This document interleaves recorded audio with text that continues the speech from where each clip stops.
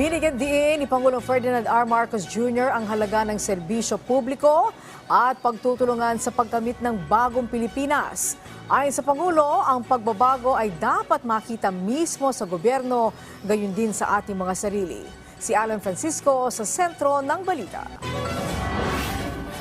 Binibigyan din dito ang kalagahan ng maayos na trabaho mula sa amin sa pamahalaan.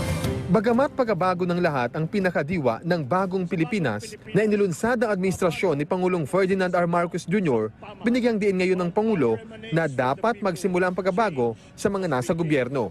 Sa kanyang latest vlog, sinabi ni Pangulong Marcos na sa ilalim ng bagong Pilipinas, tinitiyak ng pamahalaan na maayos ang pag-ibigay ng serbisyo ng lahat ng lingkod bayan. Bawal ang tamad at makupad sa pamahalaan. Bawal ang mga hindi tapat at nangungulumpat. Sa bagong Pilipinas, bawal ang waldas. Bawal ang mga pang-api at naghahari-harian.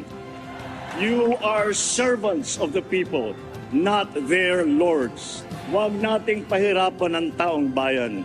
Tapos na ang panahon ng pagkukuyakoy sa loob ng mga tanggapan ng gobyerno. Ayon kay Pangulong Marcos, hindi layunin ng bagong Pilipinas na mapagtakpan ang mga kakulangan ng gobyerno sa pagbibigay ng serbisyo sa tao.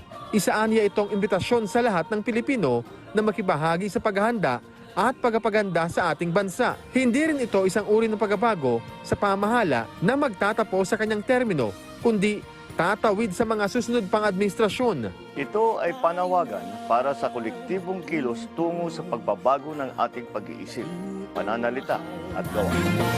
Para sa Pangulo, mahalaga ang ginagawa ng bawat Pilipino sa kahit anong larangan, lalo na kung ginagawa ito ng magaling at may disiplina. Malaki ang inyong maitutulong, mahalaga ang inyong ginagawa. Ang disiplina, pagiging mahusay at magaling sa kanyang-kanyang larangan at pagmamahal sa bayan. Ito ang mga sangkap ng isang makabagong Pilipino. Naniniwala si Pangulong Marcos na magtatagumpay ang bagong Pilipinas kung magkakaisa ang bawat Pilipino.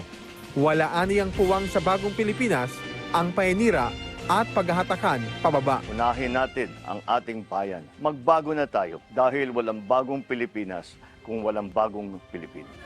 Alan Francisco, para sa Pambansang TV, sa Bagong Pilipinas.